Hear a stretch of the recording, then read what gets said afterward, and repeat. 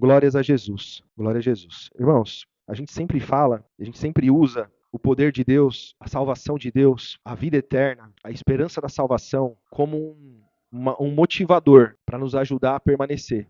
Então, muitas vezes a palavra nos exorta, nos anima, nos motiva a levantar a cabeça, a enfrentar a nossa realidade nesse mundo, que é uma realidade cruel, dura e cruel, que esse mundo jaz no maligno, não é? Que nós éramos filhos da ira, que nós éramos homens e mulheres caídos, inclinados ao pecado, e que a nossa carne o tempo todo está sempre disposta a pecar, a nossa carne está sempre preparada para transgredir todas as leis e tudo aquilo que é santo e verdadeiro.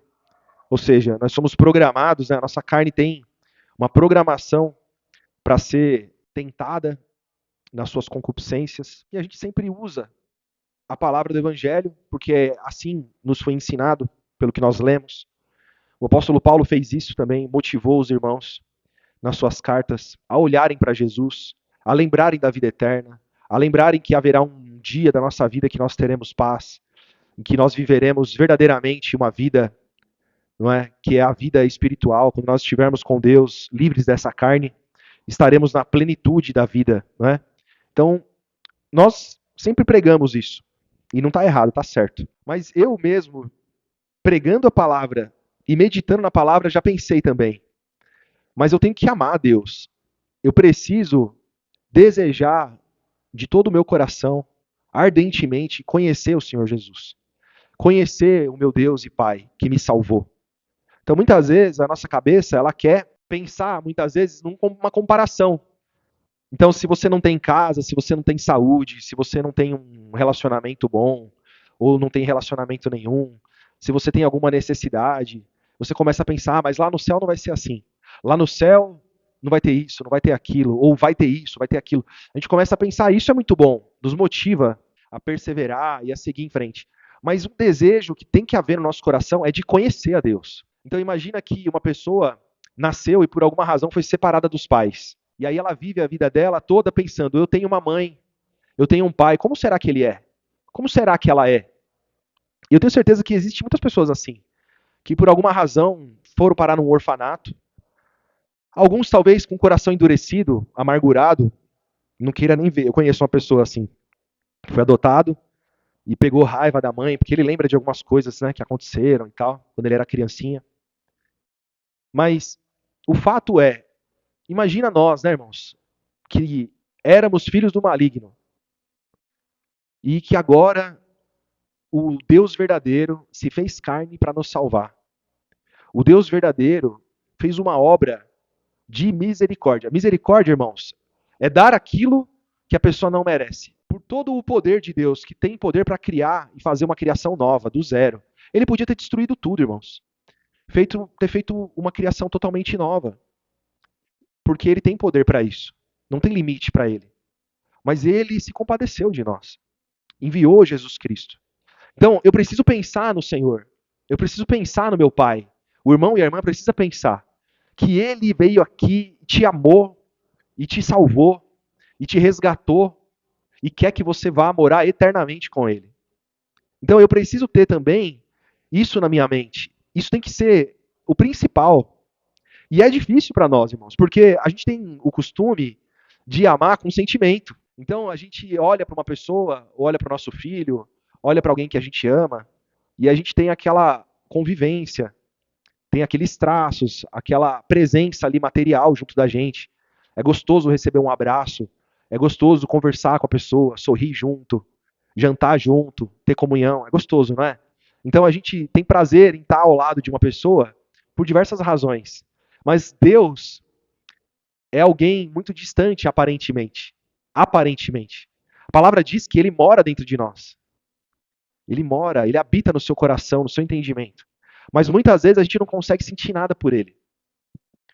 E na verdade, irmãos, não vai ser um sentimento da carne, mas vai ser um entendimento.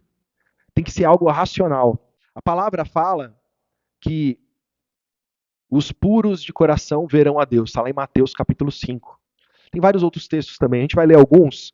Quero que os irmãos abram em 1 de João. Lá no finalzinho da Bíblia, depois das cartas de Pedro, 1 de João, capítulo 3, verso 1. Então, irmãos, a gente sempre quer muitas coisas. E querer ter paz, ter conforto, ter descanso não é pecado, né, irmãos?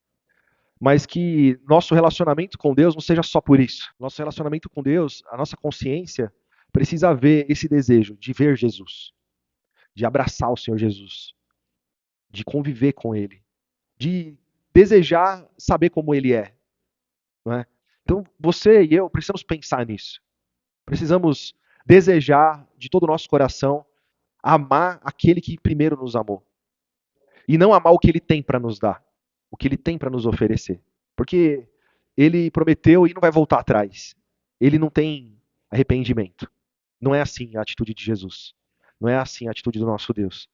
Mas existe a necessidade de você reconhecer a grandiosidade daquele que te amou e procurar desejá-lo, procurar ter no seu entendimento essa vontade de conhecer o Senhor Jesus, de conhecer a Deus. Não é?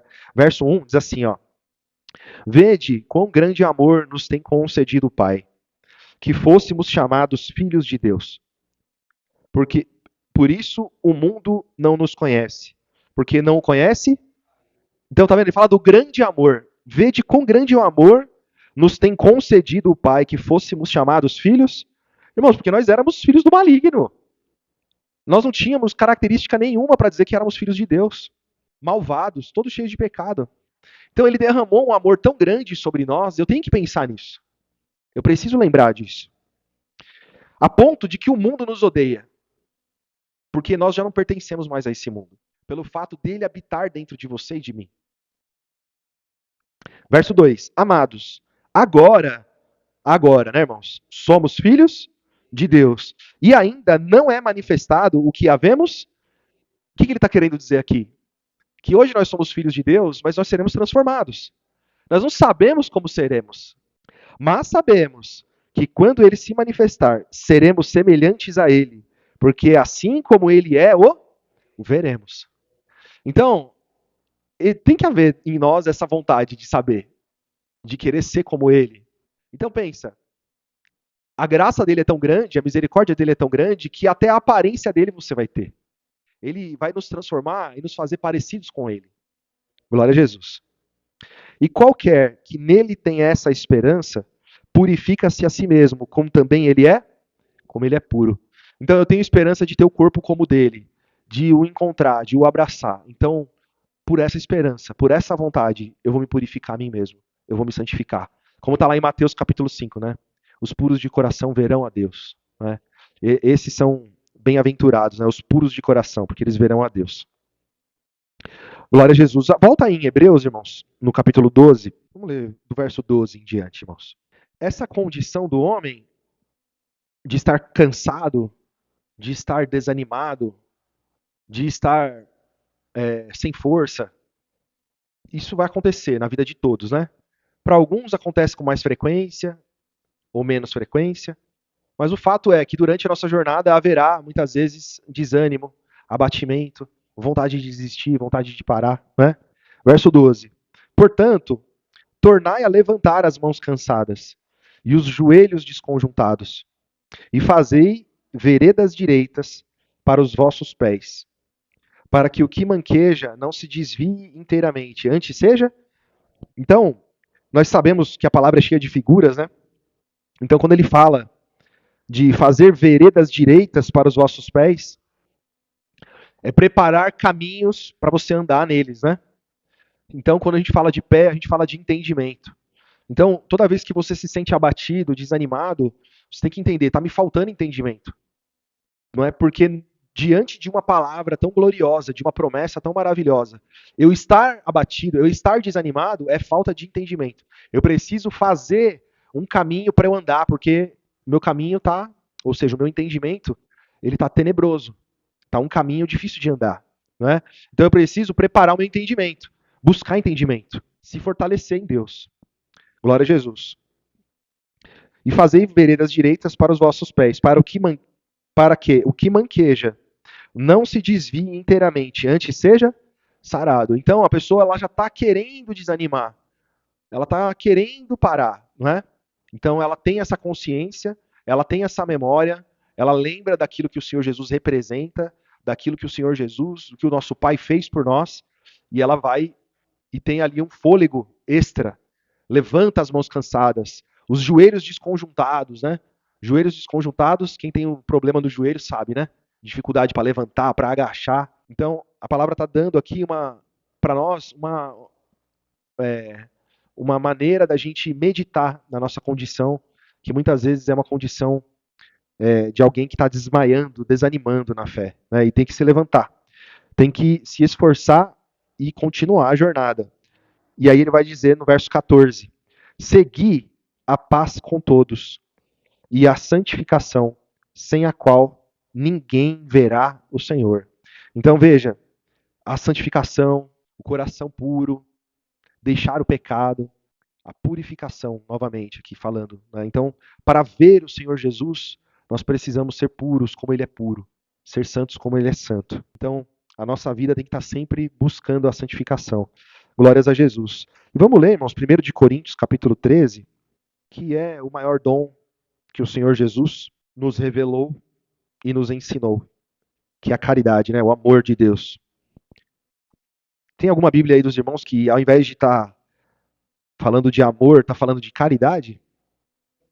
É a sua caridade, irmão? Então, no grego, existem duas palavras para falar sobre o amor. Duas, acho que até não são duas, não, acho que são três. Mas as mais usadas são duas palavras, né? E quando se fala em caridade, se fala no amor de Deus. Então está se falando de um amor diferente de sentimento, não é sentimento. Então ele diz assim no verso 1: ainda que eu falasse as línguas dos homens e dos anjos, e não tivesse caridade, não tivesse amor, seria como o metal que soa, ou como o sino que tine. Ainda que eu tivesse o dom de profecia, e que conhecesse todos os mistérios e todo o conhecimento, e ainda que tivesse toda a fé, de maneira tal que transportasse os montes, e não tivesse amor, nada seria. E ainda que eu distribuísse toda a minha fortuna para sustento dos pobres, e ainda que entregasse o meu corpo para ser queimado, e não tivesse amor, nada disso me aproveitaria. O amor é sofredor, ou a caridade é sofredora, é benigno. O amor não é invejoso, o amor não trata com leviandade, não se ensoberbece. Os irmãos percebem que quando se fala de caridade, não se olha para si, não é? Você não olha para você, está sempre olhando para o próximo. E é interessante, porque ele dá alguns exemplos de, por exemplo, dar toda a sua fortuna para o sustento dos pobres. Então, é fato que algumas pessoas fazem, entre aspas, obra de caridade, não de um verdadeiro coração, mas elas buscam muitas vezes serem observadas, né? Elas buscam muitas vezes fazer algo pelas pessoas para ter algo em troca. E alguém pode sim, com o desejo de entrar no céu, fazer de uma obra, entre aspas, de caridade, uma moeda de troca com Deus. E na verdade não é isso. Então, quando você faz pelo amor de Deus, o amor de Deus, que é a caridade de Deus, que é uma razão, não é uma emoção, não é um sentimento. É uma atitude racional. Por isso que você não sai dando dinheiro para os pobres. Você entende primeiro quem que eu vou ajudar primeiro, se eu posso ajudar. Eu vou ajudar primeiro aqueles que eu conheço. Aqueles que estão mais próximos de mim. Eu vou ajudar o meu próximo, é o meu irmão. Porque diante da igreja existem muitos irmãos necessitados. É um exemplo, né? Então eu vou usar de sabedoria. Por quê? Porque eu sei que o diabo vai usar muitos ao meu redor para muitas vezes tirar todos os recursos que eu tenho, para eu não ajudar o meu irmão, que é odiado pelo mundo, que busca uma vida sem corrupção, etc, etc. Então, é uma forma aqui da gente racionalizar essa parte da obra assistencial, né? Então, ele fala de outras coisas, irmão. É possível que uma pessoa fale em línguas e não ame, e não tenha o amor de Deus. Não é? Ainda que, né? Ele está falando. Glória a Jesus. Então, irmãos, ele fala, verso 5, não se porta com indecência, não busca os seus interesses, não se irrita, não suspeita mal, não folga com a injustiça, mas folga com a verdade. Tudo sofre, tudo crê, tudo espera, tudo suporta. O amor nunca falha, mas havendo profecias serão aniquiladas, havendo línguas cessarão, havendo conhecimento desaparecerá. Porque em parte conhecemos, em parte profetizamos. Mas quando vier o que é perfeito, então o que é em parte será aniquilado. Então, olha que interessante, né, irmãos? Porque é uma realidade. São muitos atributos que eu e cada um dos irmãos temos. Mas essas coisas, elas acabam quando a gente morre. Não é verdade? Mas o que ele está dizendo com a palavra aqui é que aquele que tem a caridade de Deus, o amor de Deus, esse não morre. Quando você entra no céu, esse amor permanece. Lá no céu não vai ter falação de línguas. Lá no céu não vai haver profecia. São dons para esse mundo. Mas o amor de Deus não é para esse mundo. Mas ele é eterno, né? É a caridade de Deus. Então, glória a Jesus, que nós temos que ser cheios desse amor, né? Dessa caridade. Glória a Jesus. Verso 10. Mas quando vier o que é perfeito, então o que o é em parte será aniquilado. E é verdade, né, irmãos? Porque quando o Senhor Jesus voltar, haverá a separação dos bodes das ovelhas. E haverá, então, um momento em que nós iremos adentrar o reino dos céus. E todas as coisas materiais serão aniquiladas, né? Então ele diz, verso 11: Quando eu era menino, falava como menino, sentia como menino, pensava como menino, mas logo cheguei a ser homem e acabei com as coisas de menino. Aqui, irmãos, ele não fala, mas o que ele está dizendo aqui é que nós, na vida espiritual, começamos como meninos, mas precisamos crescer no amor, na caridade, para deixar de ser meninos na fé. Então, é fácil você lembrar. Quando eu era menino, eu chorava por qualquer coisa. Quando eu era menino, eu não sabia dividir os meus bens. Eu tinha dificuldade de separar, de dividir, de repartir aquilo que eu tinha com os meus colegas, com os meus irmãos, dentro da minha casa. Quando eu era menino, eu falava isso, eu falava aquilo. Eu não conseguia ir para a escola sem chorar. Eu ia para a escola e não aprendia, e tinha dificuldade. Eu era mal criado, eu falava palavrão, eu contava mentira. Então você começa a lembrar das coisas de menino, e são tantas coisas, né, que a gente pode lembrar. Fraquezas de menino, de todo tipo. E aí você lembra, agora eu sou um homem feito, sou uma mulher feita. Agora eu não perco mais tempo com isso, eu não sofro mais com isso. Não erro mais nisso. Antigamente eu morria de ansiedade porque eu não sabia como que ia ser dona de casa. Se eu ia saber cuidar do meu marido, cuidar da minha casa, fazer as coisas que eu tenho. Eu não sabia, por exemplo, se eu ia arrumar um bom emprego, se eu ia conseguir pagar as minhas contas, sustentar a minha casa. Porque hoje é meu pai que paga tudo. E hoje, passaram tanto tempo, e hoje eu tiro de letra. Hoje eu sei fazer isso, hoje eu sei fazer aquilo. Então a palavra está nos mostrando que na nossa vida espiritual a gente também, irmãos, começa com muita dúvida, com muita insegurança. Mas nós vamos amadurecendo na fé. E, acima de tudo, a palavra está nos ensinando que quando a gente chega até a Jesus Cristo, o nosso amor ele é muito pequeno. O nosso entendimento ele é muito pequeno. Mas nós crescemos na graça, crescemos na fé e crescemos em caridade. Então, nós precisamos deixar de ser meninos. E hoje a palavra está nos ensinando. Verso 12. Porque agora vemos por espelho em enigma, mas então veremos face a face. Agora conheço em parte, mas então conhecerei, como também eu sou conhecido. Então, esse texto aqui, irmãos, nós conhecemos Deus 100%? Eu digo, eu conheço a Deus, os irmãos também, porque Jesus nos ensinou quem é Deus. Mas nós conhecemos Deus como? Nós conhecemos pelo caráter dele, pela atitude dele, pela palavra dele. É assim que nós conhecemos Deus. Nós sabemos que ele foi revelado por Jesus, que ele não era conhecido, que eu vejo Deus olhando para Jesus. Mas o próprio Senhor Jesus, ele se fez carne, ele não se fez Deus, ele sempre foi Deus. Então, até a própria imagem de Jesus, o apóstolo Paulo disse: ainda que nós tenhamos, que algum de nós tenha visto o Senhor Jesus, hoje, contudo, nós não conhecemos assim. Porque ele é espírito. Então, nós conhecemos Deus de forma enigmática. Nós conhecemos Deus não como eu conheço o Vero, não como eu conheço a irmã, né? As irmãs. Não. Nós conhecemos ele em enigma, mas ele nos conhece. E a palavra diz que nós o conheceremos assim como nós somos conhecidos. É o que o texto diz, né? Ó. Porque agora vemos por espelho em enigma, mas então veremos face a face. Agora conheço em parte, mas então o conhecerei, como também eu sou conhecido. Glória a Jesus. Agora, pois, permanece a fé, a esperança e o amor, a caridade, né? Esses três. Mas o maior deles é o amor, é a caridade. Então, irmãos, essa palavra nos traz essa razão, esse pensamento de nós desejarmos, olha em Apocalipse, irmãos, 22, de nós desejarmos conhecer o Senhor Jesus. Ter esse pensamento. Eu quero conhecê-lo. Né? Eu quero saber como é aquele que me salvou. Eu quero abraçá-lo. Eu quero viver com ele. Glória a Jesus. Não só eu quero aquilo que ele tem para me dar. E não só eu quero tudo aquilo que ele me prometeu. Eu quero a herança dele. Eu quero a morada celestial que ele me deu. Né, irmãos? Que isso tudo ele já nos deu e não volta atrás.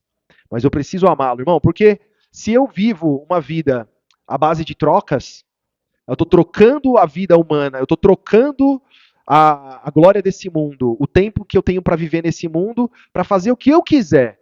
Eu vou trocar isso para viver uma vida de razão, de santidade, de pureza no Evangelho, para alcançar os bens futuros. Isso é ótimo.